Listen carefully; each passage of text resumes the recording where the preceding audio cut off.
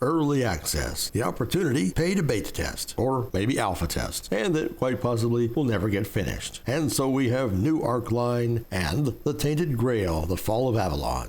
Both have been in production for quite some time now. NEWARCLINE just released a patch. While it's mostly localizations, they did include a few fixes, none of which were particularly earth-shattering. Nothing in the character creator got updated, and just some minor fixes here and there with some of the quests and some of the locations. Still, it is good to know that they are plugging away at this game, as the last game patch was back in January of this year. One thing of note in this new patch, it doesn't break your previous saves, so you don't have to start over, though if they had given more hairs and options in the character creator, I probably would have. Now, how is Tainted Grail, the Fall of Avalon faring? Well, they haven't cranked out any new patches since 0.9. Our biggest gripe? This is a crashaholic. Quite often, it can take 4, even 5 times to actually get into the game and start playing. Now, fortunately, once in the game, you don't usually have trouble saving, but you do have trouble loading. Just like starting it, sometimes it'll load, sometimes it won't. And when it fails 3 or 4 times in a row, it gets extremely frustrating. Even worse is when it decides to reboot your machine or just causes it to shut down. Next are the wonky graphics. There are times when the screen has just become black and white, or decides to give you a hazy shade of purple, like this wonderful screen, or just turning red, and the longer you play, greater chance it will lock up, which means save and save often. Maybe this is just their way of fostering tension.